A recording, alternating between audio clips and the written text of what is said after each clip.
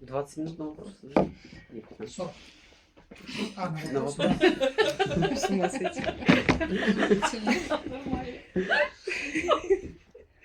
Привет, меня зовут Галя, я алкоголик. Привет, Галя. Я в нашей группе первый раз, она была раньше на Уруче в другом месте.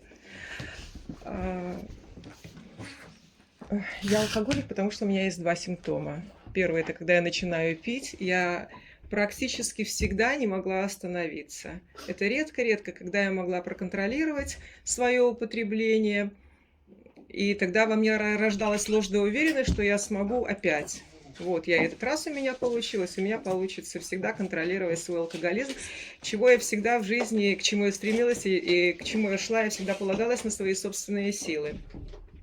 И второй симптом у меня, что сколько я не давала в своей жизни обещаний, что бы я ни делала, меняла работу, выходила замуж, уезжала на другие районы, давала обещания, и главное, что я клятвенно в это верила. И мне казалось, что я такая была честная самой собой, и я все равно поднимала этот стакан. И кажется, ситуация такая, ну все, нет. И потом проходило 3-4 месяца, я запойный алкоголик. У меня всегда были такие вот ремиссии. 3-4 месяца я говорила, что я в это время восстанавливаю, зарабатываю деньги, а потом ухожу в запой. 7-10 дней. Один раз было месяц. Вот я очень хорошо это помню. И 3-4 месяца опять восстановление. Это какой-то ад, душевные боли, чувство вины.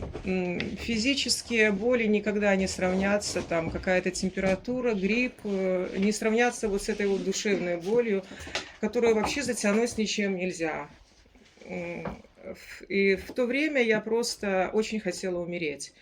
Я вскрывала вены, я пила таблетки. Но я боялась смерти такой, чтобы там повеситься, сброситься с этажа. Я хотела просто, я мечтала о том, чтобы просто вот лечь, не проснуться, тихой такой смертью умереть. Ну, конечно, Бог не забирал.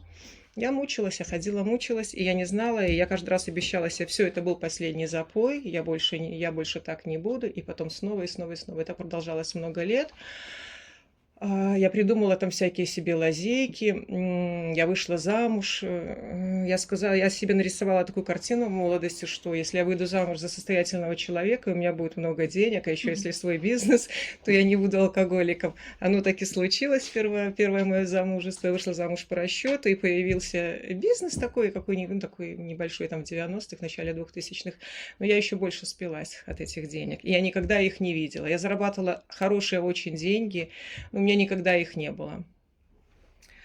И я начала применять всякие решения принимать, что я, во-первых, была очень таким церковным прихожанином. Я ходила в православную церковь, на исповеди, на причастие, и я не понимала, почему это не работает. Мои все равно запои существуют, как и существовали 3-4 месяца, я снова в запое.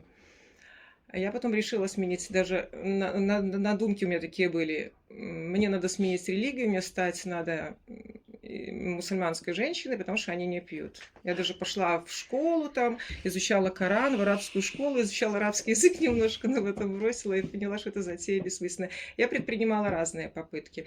Я из семьи алкоголиков и думала, что это у меня вот, наследственность, это нормально. Хотя в самой ранней молодости я обещала, что я никогда не буду такая, как брат, как батька, потому что я насмотрелась очень ужасных сцен дома, постоянные драки, скандалы. Брат с 17 лет сидел по тюрьмам, мы постоянно ездили, мы там возили какие-то передачи, на свидания ездили. Его эти друзья все тогда, 80-е, 90-е годы, собирались у нас дома, это была настоящая блатхата, и мне казалось, что это норма жизни, что все живут так, все бухают, это нормально. Но я всегда мечтала, что я выйду замуж, подрасту, и я буду жить прекрасной жизнью. Ну, чего и не случилось, что первый муж у меня был прекрасный, я оценила только после его смерти, после его гибели в 2007 году, после аварии. Очень много ему нервов потрепала, практически пропила его все деньги с бизнеса, все пропила, здоровье ему своим пьянством очень. Ну, в общем, я писала ему потом уже 9, уже потом, будучи, когда он уже умер. И мой алкоголизм настолько прогрессировал, что я уже не знала, что делать. Я ходила к бабкам, какие-то принимала таблетки, даже была у меня кодировка. психологи, но что-то почему-то ничего не работало. И каждый раз я говорила, я начну вот все, я после этого запоя начинаю здоровый образ жизни. Так, зарядка, здоровое питание, там все, распорядок, но это все равно ничего, ну не помогало, но я не понимаю почему. Почему все, кто со мной бухал, они никто не спился, но многие не спились, нормально, даже пили больше меня, а я вот тут стала таким алкоголиком. Ну и в итоге мне предложили закодироваться, и психолог предложил мне сходить на группу анонимных алкоголиков. Это, наверное, был где-то год 2000, давно это было, да. И я пошла на группу на Стахановскую. Я ничего не услышала, не поняла, идентификации никакой не произошло. Там какие-то люди называли срока трезвости по лет 5. И я на кодировке, продержавшись 4 года, не знаю, каким-то чудом, снова ушла в запой, а начала экспериментировать уже, наверное, через 3,5 года после кодировки. Я умеренно пила полгода и думала, что эта кодировка сработала. Но это все не так. Через полгода я все-таки ушла в страшный запой. И тогда я поняла, я не знаю, что ничего в жизни не работает. Я думала, что моя проблема вот эта вот бутылка. Мне нужно убрать эту бутылку из своей жизни, и моя жизнь, просто все сферы, они пойдут в гору. Это я потом расскажу. Это совершенно не в этом моя проблема была. Если я когда начинала пить там, в 15-16 лет, я алкоголем заливала все свои внутренние проблемы. Свои комплексы неполноценности, свои страхи. И когда я выпивала, мне становилась уже королевой. Я становилась красивой, умной, такой общительной. И мне казалось, о, круто.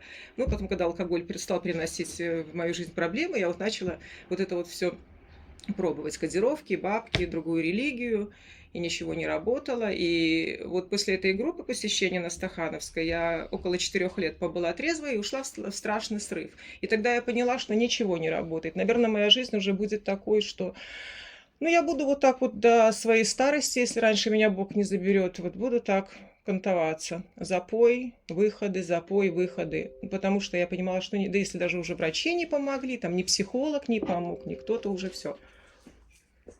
Тут мне одна моя подруга, которая уже была в ИИ, которую я изначально привела, она стала мне предлагать сходить на группу. Я говорю, я там уже была, это не работает, это никак не может помочь. Я была настолько убеждена, что это в моей жизни не сработает. И вот был 2007 год, и я пошла на группу тогда «Возрождение». Но я перед этим, я очень просила Бога избавиться от алкоголя. Все, что угодно я готова была сделать, когда упала на колени, сказала: Господи, все, что угодно. Если я не избавлюсь от алкоголизма, то просто забери меня, потому что жить невозможно с этой болью. А я еще наделала таких косяков. Я травила таблетками своего брата. Я хотела, чтобы он умер. Ну, слава богу, он выжил, но потом его убили в 90-х. Не от этого. Я маме травмировала палец пьяная. Это ужасная боль. С этим грузом жила много лет. Это только вот после сделанных девяток, слава богу, Бог это забрал, эту боль. Это ужасно. И не пить было невозможно, потому что действительно боль была страшная, если бы ты себе ее только нанесла. Когда ты нанесла это все окружающим, я ненавидела своего батьку, он тоже бухал, и я тогда начинала уже выпивать, я выгоняла его на лестницу. Я не пускала его в квартиру, он просился: доченька, пусти. Я ему тоже уже 9 делала, когда он умер. Я ненавидела свою мать, ненавидела, она тоже потом начала сильно выпивать, я ее ненавидела, я желала ей смерти. Господи, сейчас вот совершенно у меня другие отношения к ней. И вот я пришла на эту группу Возрождения, и почему-то, не знаю, каким-то чудом я с этого прихода, со второго в анонимные алкоголики, я стала оставаться трезвой. Я начала часто ходить на группы, общаться с другими алкоголиками, делиться опытом, как я осталась один день трезвая, делился своими наболевшими проблемами, приводить еще каких-то алкоголиков на группы. Я брала служение, и вот я просто ходила на группу, и я автоматом оставалась трезвая. Это я узнала потом, что если я посещаю группу анонимных алкоголиков, беру служение, делюсь опытом с другими алкоголиками, общаюсь, то я на автомате, это вот физическая трезвость мне дана в подарок. Так случилось и со мной. Это я узнала уже спустя потом много лет. Но я не понимала, что я хожу так часто на группы. Ну, тогда про программу как-то разговора-то не было. Что-то как-то там все читали вот книгу, и шагов как-то так про них особо не говорили. Какие-то были созвоны, встречи, какие-то сливы, как сейчас говорят. Но тем не менее я оставалась трезвой, что мне нужен был этот очень фундамент, чтобы пройти потом программу. Но я поняла, что когда я остаюсь без алкоголя, без своей этой таблетки, мне очень становится в трезвости плохо. кругу анонимных алкоголиков мне замечательно. Я выхожу в социум, я не могу общаться на работе, я не могу общаться в семье, я не могу общаться с друзьями, с подругами, в транспорте. Меня бесит все. Я утром встаю, мне хочется орать. Я ненавижу всех. Своих любимых котов, которых я очень люблю. Если он там топчется мне у ног, крутится, и я зацепилась и начинаю орать. И так во всем. Я выхожу в магазин, если мне кассир на кассе говорит: вам пакет надо. Я помню, сейчас начинала орать: да если мне надо, я скажу сама. Блять, я такой была сумасшедшей. Я дома просто вот хлопала дверями, я орала, я могла собрать вот грязную посуду и просто выкинуть на мусорку и орать на весь подъезд. Мне соседи говорили: Галя, что ты творишь? А я говорю: ну вызывайте милицию, у меня там мать бухает, а я как будто бы ни при чем. Ну вот я такая сумасшедшая была. И я сходила на эту группу возрождения, потом стала ходить на красный костюм. Но программу я говорила, что... Потом я услышала уже про программу, там одна женщина передавала программу, ну, тогда их мало было очень женщин. И я как-то все равно ходила просто на группу, до программы тогда у меня еще вот, ну, я не дошла. И мне все время говорили: ходи, ходи, носи свои ноги, голова придет потом. Я говорю: и что будет? Ну вот как это работает, расскажите. Просто мне говорили: просто ходи. Вот ходи, потом поймешь. Ну, понимание-то не приходило, я просто ходила, оставалась на физическом уровне трезвая, а внутри была черная дыра. Мне было так плохо, и я все хотела сдохнуть. Я все равно уже, будучи ВЕ, я хотела сдохнуть. У меня на первом году, вот в 7 году, там, в октябре после аварии умер первый муж. Это была ужасная боль. Я держала уже стакан, сидела за столом, там, за поминальным столом. Но мне позвонила моя там анонимная сестра и сказала: быстренько все бросай, иди на группу. Я все бросила, я помолилась и пошла на группу. Я осталась трезвая. Я очень Богу благодарна. Но я все равно хотела сдохнуть. У меня состояние еще ухудшилось после гибели мужа. Мне было очень плохо, но я ходила на группу. Я просила Бога оставить меня трезвой, а состояние внутри просто ужасное. И я потом пошла в программу. Это первый раз, наверное, на 8 году трезвости, потому что это было невыносимо. Мне полегчало. Мне вообще во время прохождения программы я даже что-то потом начала передавать, еще мало чего понимая. Я сделала какие-то там 9-е шаги, финансовую 9-ку сделала, там вот эти вот мертвым 9-ки написала. Ну, делала шаги, что мне говорила спонсор. И в основном я молилась, понимания не особо было. И вот я точно так же передавала программу, вот как и мне передали. Ну, мне, конечно, передавали, наверное, ее нормально, но я не услышала тогда вообще ни про действие. Я только услышала про молитву, что одна молитва, она без действия не работает. Это я узнала потом. Я дальше продолжала ходить на группу, мне все равно становилось не очень хорошо. Я хотела сдохнуть. И вот к чему мои мысли приводят. Ну, это, может, не по программе, что я в 8 году... Я вышла 2-й раз замуж в 8 году. И я узнаю, да, это был мой, наверное, 2-й год трезвости, я узнаю, что я неизлечимо больна. Моя болезнь, она приводит только к смерти. Но сейчас она уже ее нету. Вот это чудеса Бога и программы. И я тогда еду домой с работы и думаю: мне надо сброситься с этажа. Во-первых, я жить так не смогу, это ужасно. Я сначала в это не поверила. Это я сейчас смеюсь, потому что этого уже нет. Вот насколько тогда вот моя голова меня развела. Мне врач тогда сказал: вам осталось 10-12 лет. Но я не услышала, что если я буду жить без таблеток, если я буду жить с таблетками, как я уже потом их начала принимать, то я буду всю жизнь здоровой и от этого не умру. Но это дальше.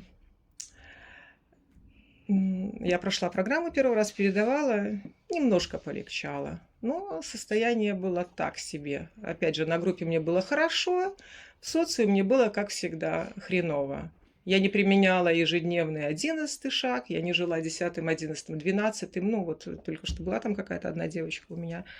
Но принципы программы на тот момент я так себе не совсем понимала, понимания не было, я их не применяла. И мое состояние, наверное, к годам 15, 14-15 трезвости дошло до такого состояния, что мне было очень плохо. Я уже разошлась со вторым мужем разошлась, он употребляет. И я не понимала, что. Я пошла к психологу, к очень дорогому психологу. И я поняла, что психология – это наша программа. Там вообще такие вот вещи, в основном это наша программа. Зачем мне ходить деньги отдавать? Может, мне снова программу с кем-то пройти? Потом я очень сильно увлеклась фэн-шуй. Я считала, что я нашла выход. Составила карту желаний, повесила ее на стенку, сейчас она у меня в шкафу лежит. Но некоторые вещи у меня исполнились. Я все-таки на права сдала в 50 лет. И встретила мужчину, которого я нарисовала вот там. Он очень был похож на это. Да? Да, но я с ним рассталась через год. Это все. И я подумала, о, так это классно работает. Ну, потом состояние опять ухудшалось. Я подошла, мне очень нравилась одна у нас там анонимная сестра, мне нравился ее образ трезвости. А я была к 15 годам трезвости в таких страхах. Я к ней подошла и говорю, могла бы ли ты провести меня по шагам? Мне очень нравится твоя трезвость, а много подспонсорных. Она говорит, да, конечно. И мы пошли с ней на группе на горе, зашли мы с ней в маленькую комнатку, и она меня спросила, ну, я говорю, а почему у меня программа не работает? Она меня что-то спросила, там, ключ нашей программы, тумблер программы, это 12-й шаг, он у тебя сейчас есть? Я говорю, да какой у меня сейчас 12-й шаг? Я уже и не помню, что я там передавала. Сейчас на этот момент нету, надо программу освежать. Что-то уже как-то все подзабылось, забылось.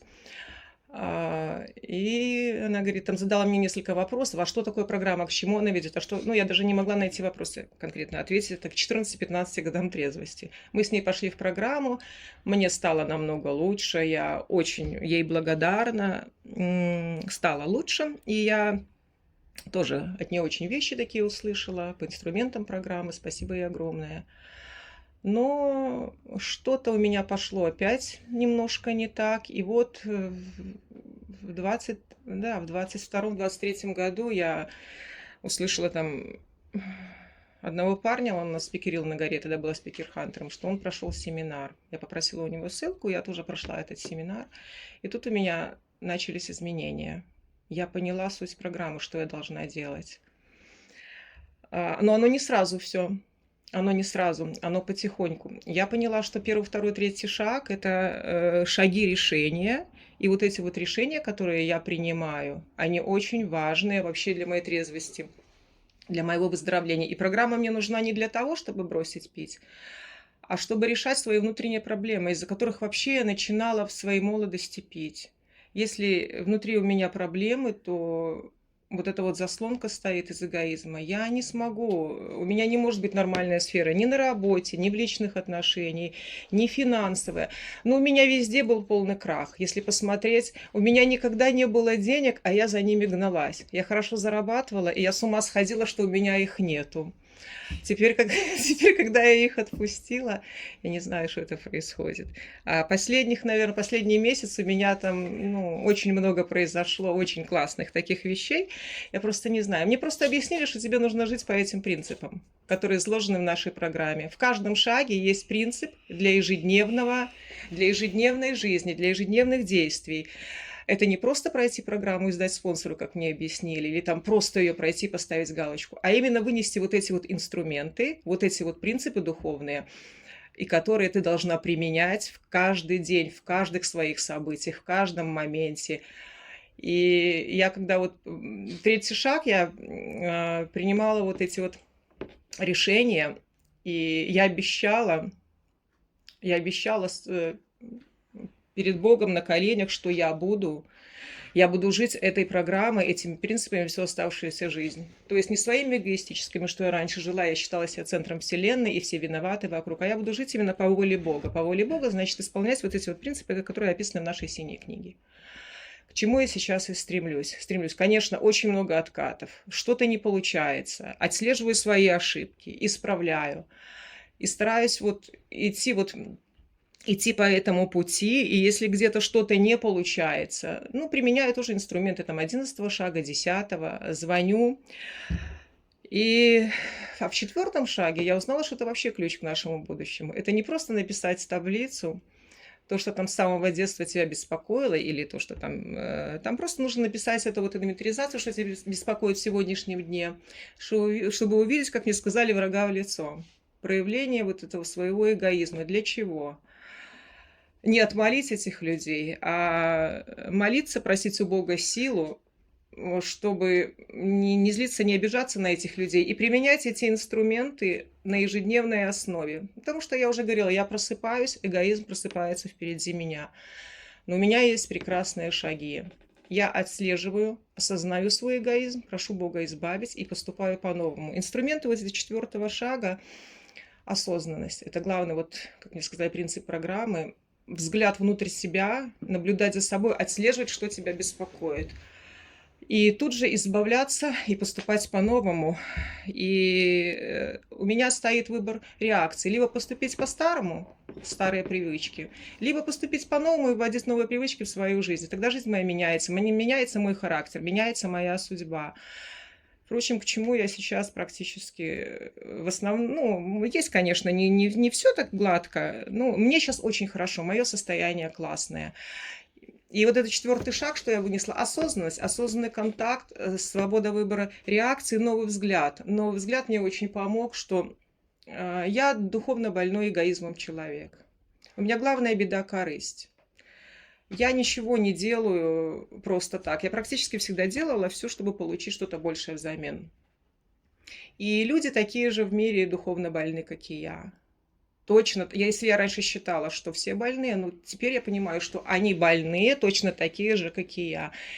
И это нечестно, если я буду обижаться на больного человека, который кричит, ругает, там, наступает мне на ногу в метро или там, что меня обижает. Этот человек духовно болен.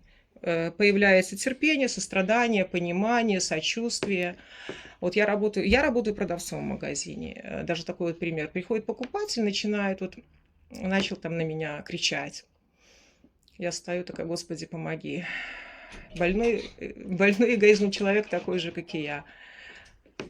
Он покричал, я ему говорю: хорошего вечера. Он улыбнулся: хорошего вечера, и ушел. Раньше бы я никогда бы такое не упустила.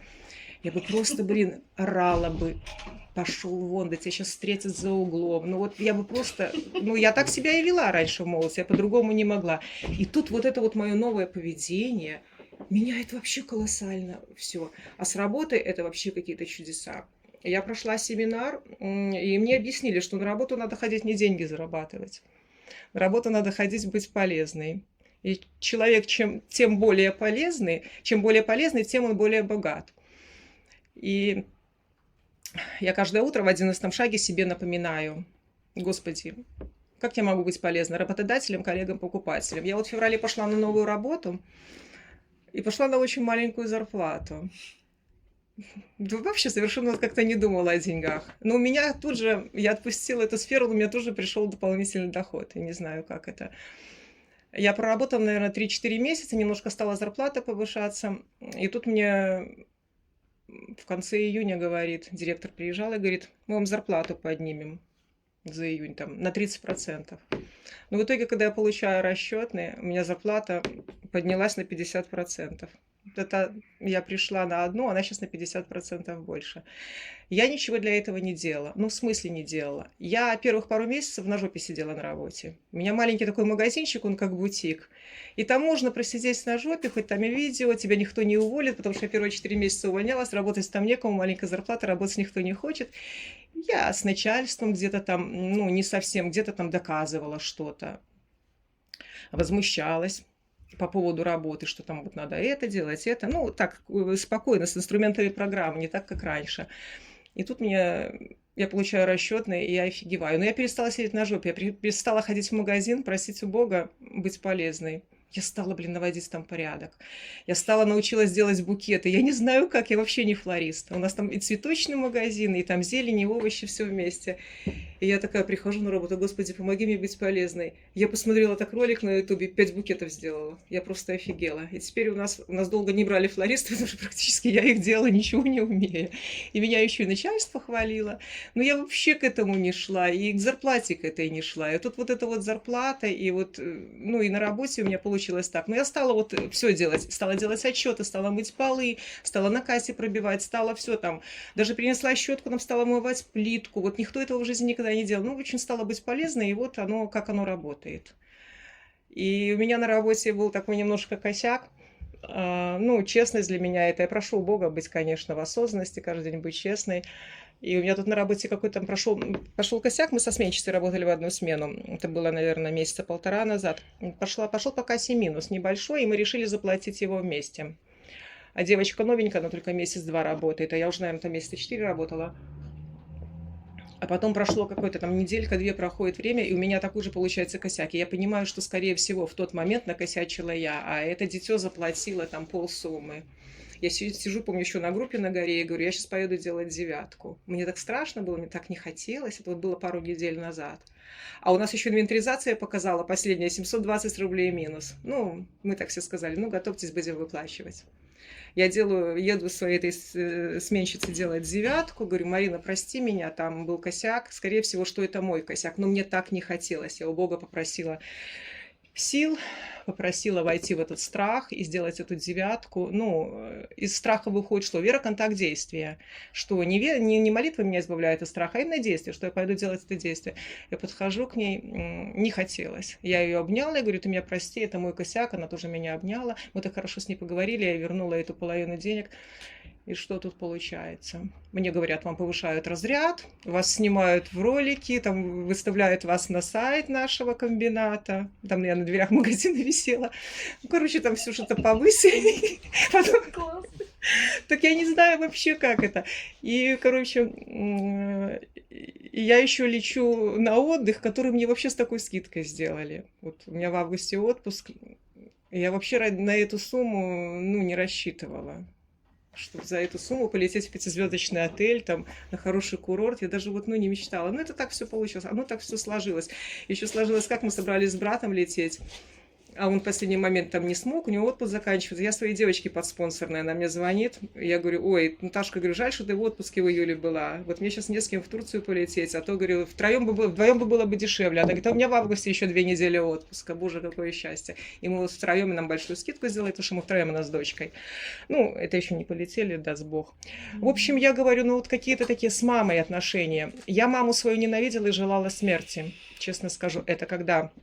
Я уже даже будучи в программе, когда мне раньше звонили ее родственники и говорили, как мама, я начинала орать в трубку и говорить, Таня, не мама, Таня, я не знаю, позвони ей сама. Я не могла о ней даже говорить, вот не могла.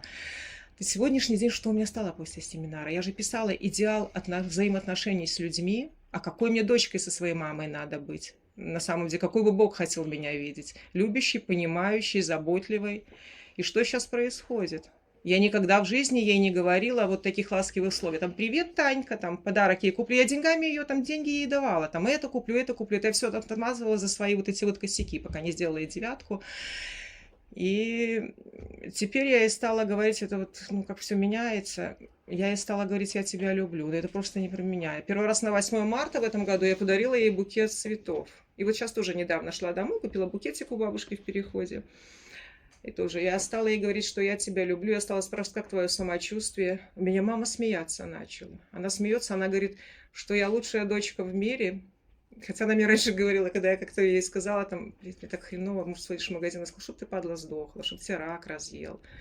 Вот она меня тоже, ну, пьяная она мне такое говорила. Трезвая, конечно, она меня любила. А теперь такие отношения, я захожу. Меня раздражает иногда то, что она там насорила, накрошила, уже пожилая мать, лежащая после инсульта. Но я, подходя к ней в комнате, говорю, Господи, я вспоминаю, кто я такая, я ее дочка, а это больной духовный эгоизмом человек такой же, как и я. Какой мне сейчас надо быть? Я захожу, говорю, привет, я люблю тебя. Все, раздражение уходит. Блин, вообще круто. Я говорю, отношения такие стали с мамой, но это просто надо мечтать. С бывшим мужем я думала, что я никогда не смогу с ним. Я его блокировала на год. На год, на полгода. Вчера он меня встречал с работы, провожает, и говорит, у меня стимул появился, опять мы уже 4 года как развелись. Ну, он меня вообще не раздражает. Мне такой вот, я даже вот готова была с ним сейчас поехать на отдых. Это человек, который меня заразил ВИЧ. Ну, скажу я уже честно, потому что многие в сообществе знают. Этот, который болезнь, я хотела сброситься с этажа, но теперь я принимаю таблетки, и у меня даже ничего не определяется. Это настолько вот у меня после программы пришло к нему понимание, что это человек духовно болен, такой же, как и я. Он вообще мне сделать плохо не хотел. Он боялся, что я его брошу. Знал он там, не знал. Он боялся мне признаться. Но на самом деле сейчас вот у меня нет ни капли на него злости. Вот я с ним на днях на группу ходила, он просился, все нормально. И отношения с подругами. Мне раньше выносили мозг мои подруги, вот эти мирские звонили, начинали жаловаться, там это, болячки, это. Я раньше бросала трубки, а теперь, ну, мне надо какой понимающей подругой послушать, ну, не давать советы, хотя бы послушать, в чем я могу быть полезна этой подруге, выслушать, что она мне говорит, и ей уже становится легче. Каждое утро в 11 шаге я себе напоминаю, потому что в идеале взаимоотношения с людьми я писала. Какой должна быть анонимной сестрой, каким я спонсором, каким мне спонсором надо быть, какой мне на работе надо быть, какой мне хозяйкой в доме надо быть. И я понимаю, что мне надо быть вот это, и мне меня хочет Бог видеть такой. Мои недостатки, это не про... Это были ужасные, это вот лень, прокрастинация, все откладывать на потом. Я не знаю, куда это сейчас ушло. На работе, чтобы я вот поначалу, когда я пришла и подняла вот эту вот швабру, помыла пол, я вот просто вот ходила так за ней и думала, господи, ну вот что это? Теперь мне тоже бывает, иногда накатывает эта лень, и я такая, господи, дай мне сил. В моменте прошу, господи, дай мне сил сейчас сделать это и это. Я начинаю что-то делать, и вот каким-то чудом проходит 5-6 минут, и эти силы появляются. И так вот я избавляюсь от своих старых привычек каждый день, ежедневно. В каждом своем действии призываю вот эту вот силу, потому что я сама ничего не могу. И ты чувствуешь внутри вот это вот, мне хочется жить. Сейчас я понимаю, господи, почему я хотела сдохнуть? У меня настолько жизнь прекрасная. Моя квартира, которая когда-то была бомжатником, я еще раньше говорила в молодости, чтобы она сгорела. Потому что постоянно эти алкаши ходили. У меня дверь даже вот, замок выбили алкаши, и мы припирали мешком сахара, который потом тоже они же унесли.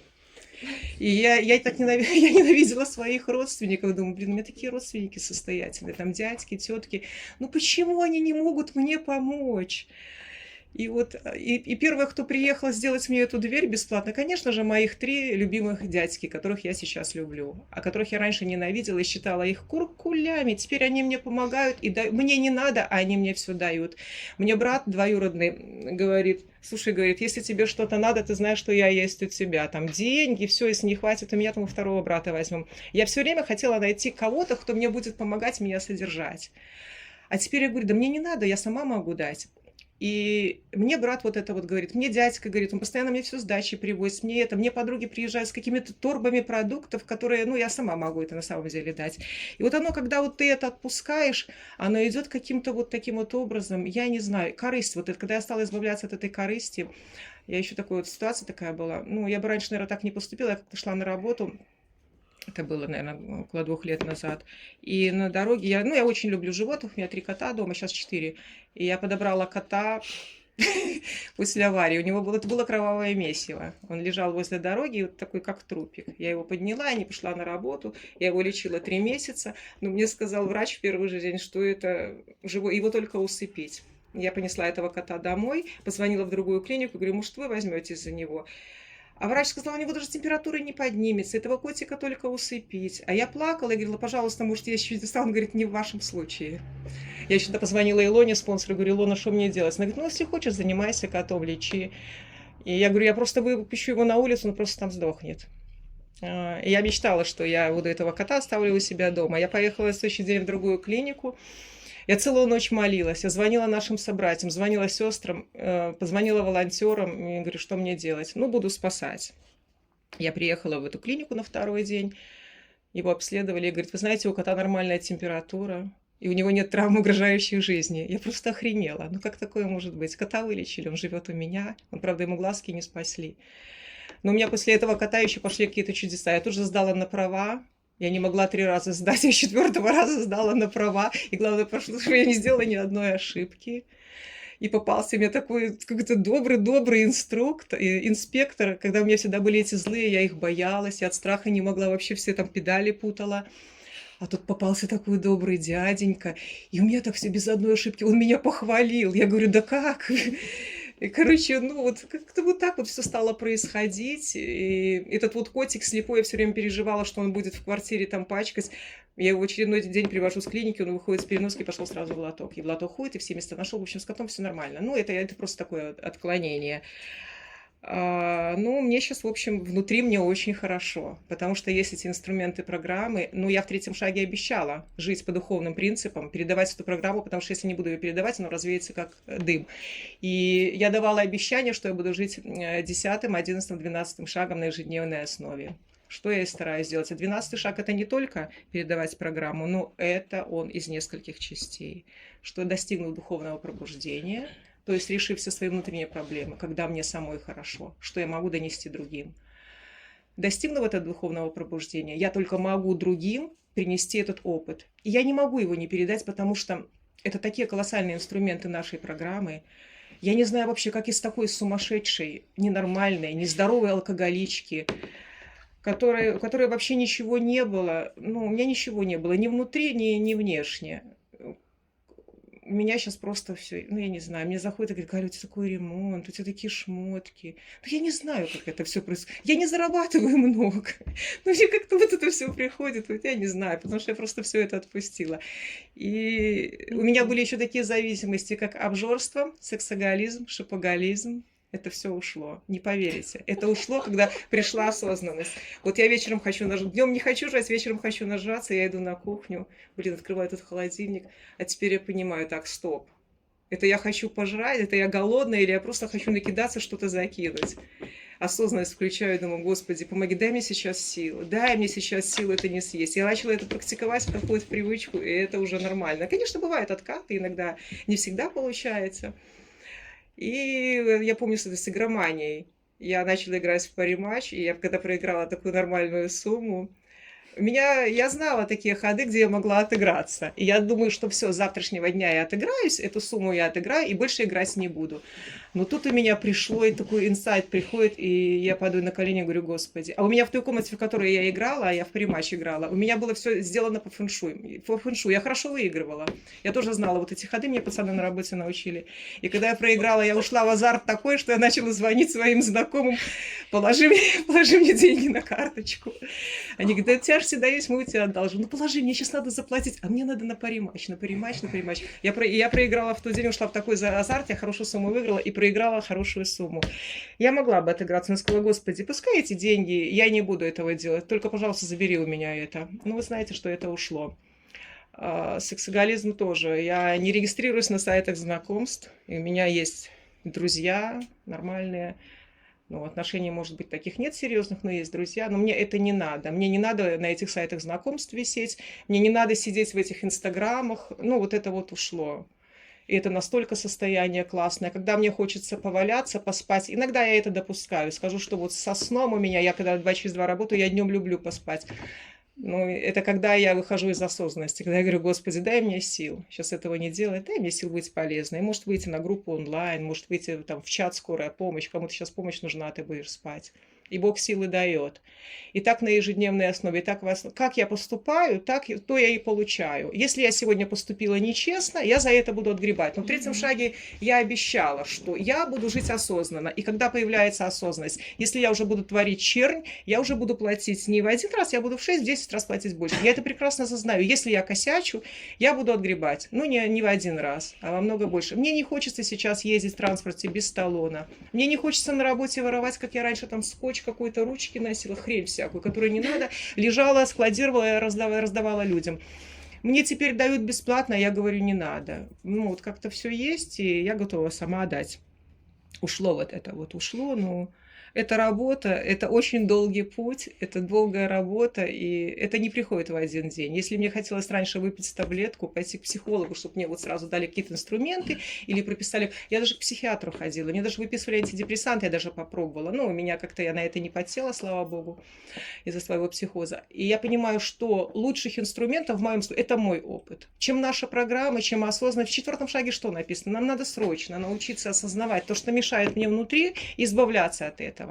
Когда я начну избавляться от этого, естественно, эта заслонка уходит, и все. Это вот это состояние, такое иногда состояние приходит, что ты вот как в детстве, вот безусловно радуешься, Вот в детстве ж много чего не хватало в советские времена, но я помню очень сильно, как я радовалась. И теперь такое состояние иногда приходит. Теперь идешь и слышишь этих птичек, вот пение птиц. Идешь и радуешься. Вот человек едет на дорогой машине, а я радуюсь. Я думаю, боже, как классно. Вот, наверное, Бог поэтому все и дает. Научилась радоваться. Там подруга поехала отдыхать на крутой курорт. Я так за нее радовалась. Ну, мне Бог тоже послал его.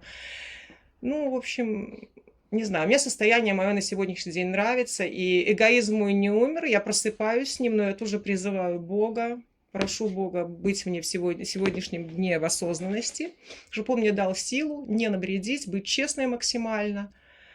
Ну, я стараюсь, конечно, нет такого идеала, но я стараюсь, благодаря инструментам программы. Спасибо всем вам. Я сегодня трезвая.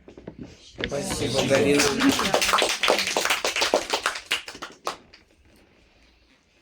Вопросы? Галина к нашему спикеру.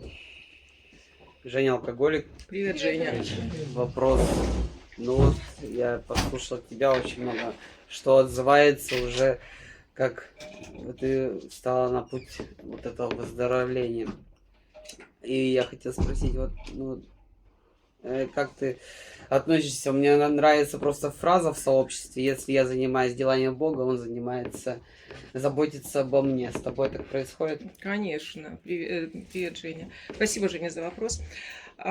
Занимаюсь делами Бога. Это что значит? Что я живу по его принципам, которые я вынесла из шагов. Если я, допустим, поступаю честно, Бог поступает со мной таким же образом. Если я поступаю справедливо, и Бог же мне то же самое в ответ дает. Если я косячу, как по-старому, это применение наших принципов. Исполняю волю Бога. Не по своим эгоистическим принципам живу, а по новым, которые очень прекрасно расписаны в наших шагах. Я занимаюсь его делами, живу по его воле, соответствующе, я получаю результат. Косячу, по-старому живу, получаю старый результат. У меня так. Спасибо. Еще вопрос такой, Женя алкоголик. Не было ли такого состояния, когда все хорошо, и вот не пугало ли тебе это, что все так хорошо, что оно пугающе хорошо? Скоро закончится. Спасибо, Женя. Ну, у меня, не знаю, наверное, такого, наверное, бывало, что-то так я смутно. Если нет у меня конкретно такого опыта, я так, под сомнением. Я всегда знаю, что у меня бывает хорошо, я на таких прям на эмоциях, классно. У меня обычно бывает потом спад. И это норма, потому что должен быть во всем баланс. Всегда хорошо быть не может. Во-первых, я алкоголик, с такой у меня неизлечимое это заболевание прогрессирующее, и оно растет, если я не применяю инструменты духовные. И мне хорошо, потом про страх ты говоришь. Мне страх бывает иногда, я очень много не про кого-то, слава богу, Бог это забыл, я очень много про себя болтаю. Вот я что-то там наметила, начинаю рассказывать, вот у меня такой страх. Ой, наверное, не надо пока об этом говорить, пока это не случилось. Но тоже примет, я сразу говорю: Господи, избавь меня от страха. Ну, я не знаю, нет, наверное, такого личного опыта нет. Но я говорю, когда мне хорошо, потом немножко бывает спад, но опять с инструментами программы я опять прихожу в норму. Спасибо. Спасибо. Юра алкоголик. Привет, Юра. Я, конечно, впечатлен твоим разнообразным опытом. И у меня к тебе такой вопрос. Когда ты работаешь с подопечной, у тебя очень... огромный ресурс, он и годами выстрадан, и ты там какие-то переломные моменты свои рассказывала. Естественно, подопечная ожидает где-то, возможно, очень тоже такого сильного и мощного пробуждения, как у тебя. Как тебе получается передавать программу и одновременно понимая, что у нее это будет как-то по-своему и не так сильно? Понял ты вопрос? Да, то есть мои ожидания, конечно, мне всегда хочется, чтобы, опыт спонсора, чтобы она поняла эти инструменты, начала применять. Глубину эту Да, потому что я не скажу, что у меня такое уже сильное духовное пробуждение. Мне сейчас хорошо, потому что мне уже хорошо, потому что я захотела жить, и мне в трезвости хорошо. Конечно, мне хочется, я скажу, не называя имен, сегодня одна моя подопечная бухает. И я знаю, она бухает, и я это прекрасно услышала по ее голосу и по ее смс, потому что она всегда уезжает в какую-то деревню, если она бухает. Да, мне, конечно, этого печально. Да, мне хочется, и я понимаю, что я стараюсь передать тот опыт, который мне передала спонсор. Моя последняя спонсор была в малой группе, спонсор из Москвы по семинару Сергея П. Мы проходили с ней. Это по большой книге. И я стараюсь передать то, что мне передала моя спонсор. А как там уже человек воспримет? Да, ожидания, они бывают. Но ожидания – это обида в зародыше. Я это прекрасно понимаю, что не всегда будет такого. Хотя у меня сейчас, моя одна подопечная, у нее такие прекрасные результаты. Она с прохождения программы с августа прошлого года, она похудела на 41 килограмм. У нее, ей врачи рекомендовали по состоянию здоровья. У нее вообще на работе наладились сферы. Вот мне нравится, когда у моих подопечных вот так вот. Вторая там тоже девушка из Астаны, у нее тоже там все прекрасно прям наладилось. И, ну, когда ты, да, некоторые уходят с программы, у некоторых не получается это применять, потому что это новый образ жизни, это нужно делать. Это не сидеть на жопе, как я раньше хотела, выпить таблетку, помолиться и пошла, пускай Бог рулит. Бог не будет, Бог мой руководитель, а исполнитель я, делать буду я. И мне тоже, конечно, так хочется. Я почувствовала, и я говорю, девчонки, потерпите, у вас придет вот это вот, когда вы начнете делать шаги, когда вы начнете делать действия, когда во втором шаге вы поймете, что есть некая сила, которая вернет вам, возможно, здравомыслие. Предположите просто, что это можно попробовать. Ожидания есть, но не у всех это. Откаты бывают, есть откаты. И, ну, я уже смирилась с этим. Очень-то хорошая наша молитва о душевном спокойствии. Только я говорю, Боже, дай мне смирение и душевный покой, принять то, что я не в силах изменить. Я не Бог. Я просто передаю инструменты программы, то, что я получила. Я передаю то, что получила я. А что там, как там уже, пускай это Бог рулит. Спасибо. Спасибо. Спасибо. Зависим Андрей, всем привет. Привет, Андрей. Спасибо, Галя, за спикерскую. Слушай, такой вопрос. Расскажи вот, может, как-то подробнее, да, на ежедневной основе, как выглядят вот те инструменты, да, ну вот так более подробно, 10, 11, 12 шаг, да, в действиях прям, как вот с утра до вечера твой день проходит, что ты делаешь по программе, Да. ну и насколько там, может, это еще какие-то там вещи, там, служения, если у тебя какие-то, да, в сообществе. То есть из чего строится вот вся программа твоя сегодня выздоровления? Спасибо.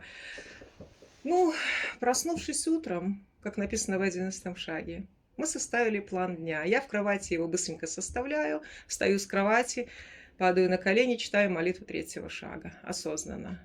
И вспоминаю, что я обещала в 3-м шаге сегодня сделать. Иду на кухню, делаю дальше 11-й утренний шаг. Все, как написано полностью в нашей книге. Я совершаю эту перезагрузку с эгоистической программы на новую программу жизни. Как я могу быть полезной? Я сегодня буду исполнять, Бог, Господи, Твою волю максимально. Помоги мне в этом. Помоги мне находиться сегодня в осознанности. Прошу Бога руководить мной в течение всего дня. Но я понимаю, что делать буду действия я, а Он только мой руководитель.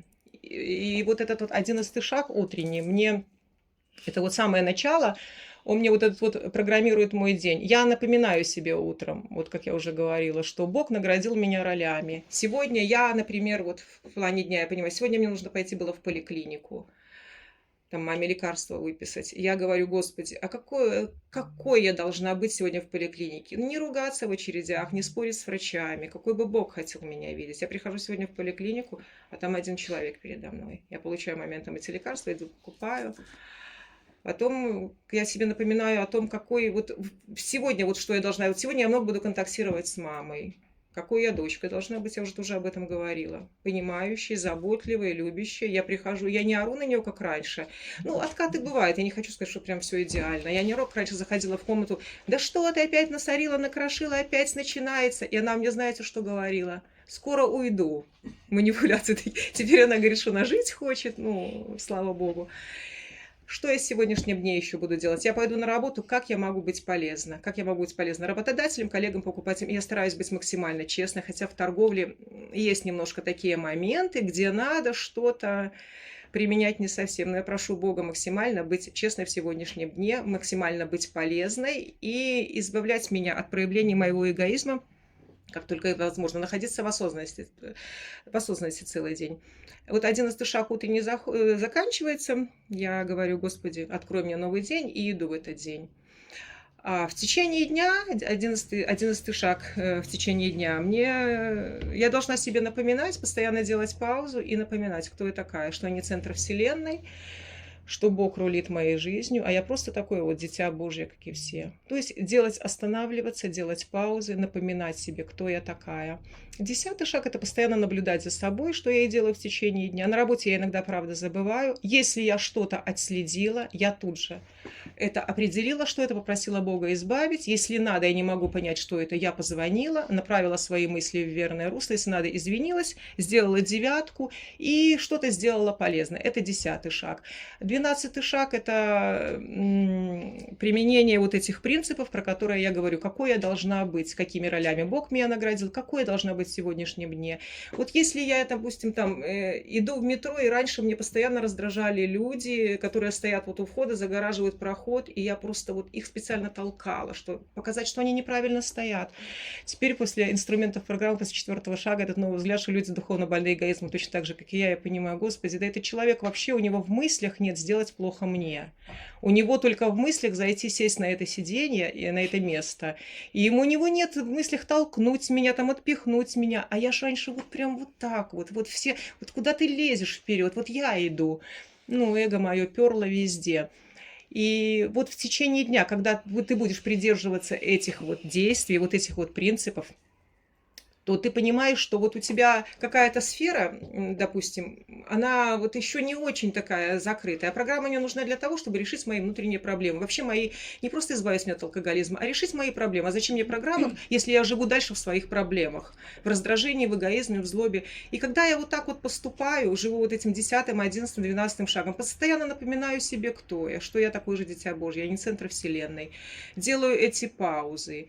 Применяя вот эти вот принципы, новый образ жизни, не наорать, не накричать, а поступить по-новому, улыбнуться где-то в ответ. Может, этот человек даже никогда и не слышал доброго слова, а ты тут начинаешь ему, вот он на тебя наорал, и ты начинаешь ему говорить, ой, там что-то хорошее, и уже совершенно ситуация меняется. Соответственно, ты получаешь вот такие результаты. Стремлюсь к этому. Меня научила так моя спонсор. Огромное ей спасибо. Она сказала, как будешь жить? Ты должна быть всегда в осознанности. Как ты будешь жить в сегодняшнем дне, вот такая твоя жизнь не будет. То ты и будешь получать. Ну, у меня так. Спасибо. Спасибо.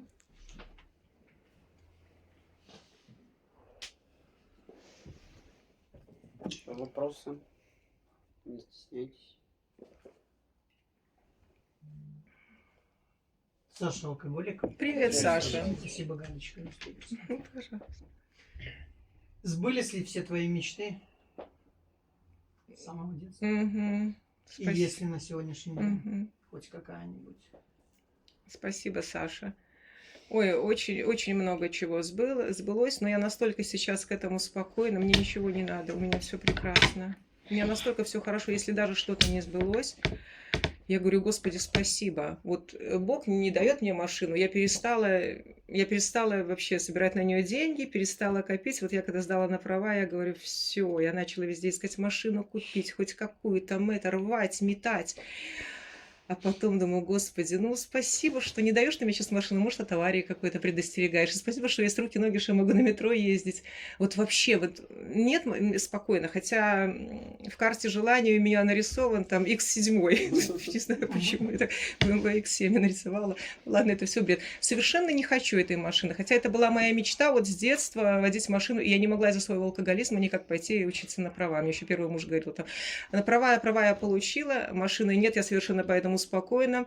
Я всегда мечтала иметь много одежды, потому что когда я бухала, у меня никогда ничего не было, хоть я хорошо зарабатывала. Приходила какая-то, вот как, не знаю, неизвестно в чем, в какой-то майке дешевой, в каких-то джинсах. Ну, такое тоже было.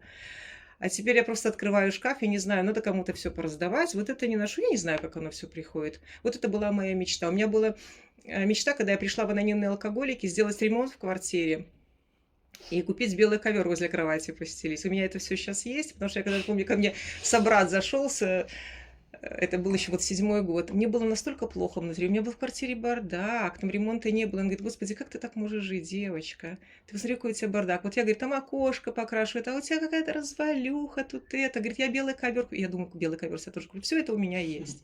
Все это у меня сейчас есть. Все это сбылось, но если что-то не сбылось, я совершенно просто это отпустила. Вот у меня даже вот на работе я думала, что никогда не полюблю эту работу, а теперь я хожу и ее люблю. Я мечтала, чтобы мне Бог дал вот эту энергию и силу быть полезной на работе, и я ее даже полюбила. Хотя еще пару месяцев назад я нанимала юриста и хотела прям судиться с этой фабрикой, чтобы меня уволили.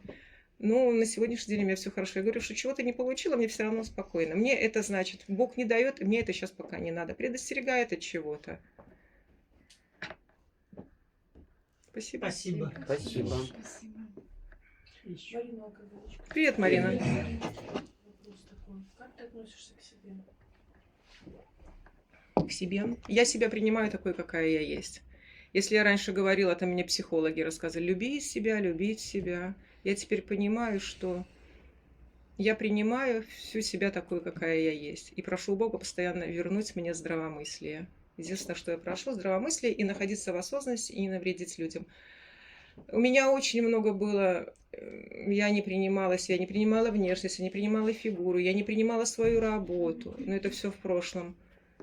Но когда я это все стала, отпустила эту ситуацию, я не скажу, что я люблю себя, я просто принимаю все, что есть, из благодарности. И благодарю Бога, потому что Он мне настолько подарил, столько подарков, что я даже об этом и не мечтала. Я когда-то в детстве понимала, что я буду очень счастливой. Но когда начался мой алкоголизм, я думала, что этого никогда не случится. Настолько, что сейчас я такая вот буду, мое состояние внутреннее будет, я об этом просто не мечтаю. Я принимаю все, что если что-то мне там не понравилось, я принимаю все. Но Бог так распорядился, что у меня сейчас так.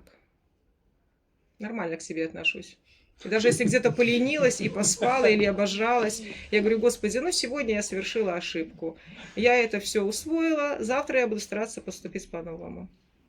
Ну, косячить иногда можно, только чтобы это отследить и в следующий раз поступать по-новому.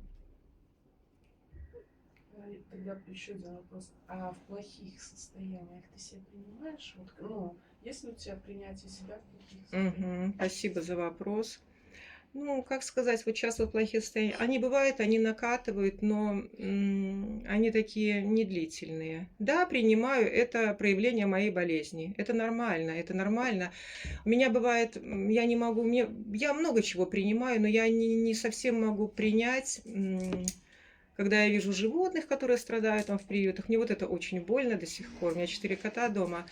И я понимаю, Господи, я тогда опять включаю осознанность и говорю, Господи, ну чем я могу помочь? Ну, денежку пожертвую. Только могу денежку, котов на улице покормить. Я уже так домой не могу взять 4 кота в доме. И мне вот это вот состояние немножко меняет, поэтому не смотрю ролики, не смотрю этот Инстаграм, потому что там частенько эти животные, которых там из приютов. Вот это вот состояние. Но я говорю, Господи, пошли мне смирение, душевный покой, то, что я не в силах изменить. Что я могу, я сделаю. Я могу помочь финансово, я могу покормить кота. Я вот этого приютила кота, все. Но я ж не могу весь мир спасти. Что в моих силах я сделаю? Ну, вот так вот эти немножко у меня состояния. А вот, знаете, я хочу сказать, что мне казалось раньше, что дайте мне чемодан денег, я буду самой счастливой на свете. Что деньги решают все, я не буду алкоголиком. А теперь мне кажется, что шмотки, и как к шмоткам я так относилась, мне просто была мания хорошо одеваться. Я все время там могла кредит взять, рассрочку, у кого-то одолжить и купить сапоги дорогие. На последние деньги, я думаю, хлеба не будет. И я такая была, и я думала, все, я такая королева. А теперь это все пшик, это вообще ни о чем. Одеть там на себя это, и думаешь, все скажут, какая ты крутая. А еще с мужиком каким-то, когда встречаешься, надо же показать, что ты самодостаточная. Я один раз взяла кредит $500, и ко мне приехал там иностранец один давно, когда я развелась. И я была такой самодостаточной женщиной, я такой, это вообще какой-то ужас. Я как вспоминаю себе, это раньше было, да? Это было раньше. Я думаю, Господи, куда я теперь стараюсь быть самой собой. Вот, стараюсь быть настоящей и говорить честно. Вот я, например, не хочу этого, я стараюсь говорить, я не хочу вот это так. Прошу у Бога сил на это, потому что у меня самой силы нет, а только Он мне может дать ее. Вообще, эта программа крутая, вот эти инструменты, это очень классно. Жить, вот переживать вот эти вот состояния, когда тебе хреново. Да, я понимаю, что там мама пожилая, может, там смерть неизбежна скоро. Но я понимаю, что это норма, это нормально. Кто-то рождается, кто-то умирает. И я даже не боюсь своей смерти. Я захотела жить, мне немножко такой возник страх, я уже умирать не хочу. А теперь я знаю, что нормально. Состояние Плохих состояний все меньше и меньше с Божьей помощью, с программой, с принципами.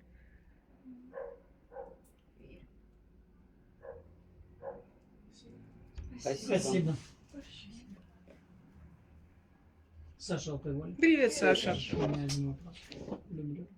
Согласна ли ты с выражением из книги, что вера дает людям смысл и цель в жизни? Привет, Саша. Спасибо за вопрос. Да. Только я дополню, что вера без действия мертва. Как в 11 шаге говорится, в чем правы верующие люди? Они правы в том, что они живут по этой вере. А живут, значит, что значит живут по этой вере? Что они живут по этим нашим принципам, которые изложены в наших шагах. Да.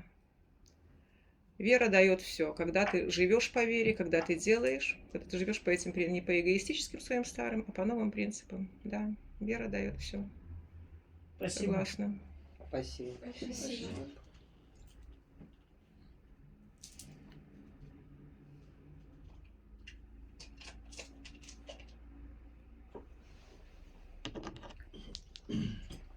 Все, вопросов больше нет.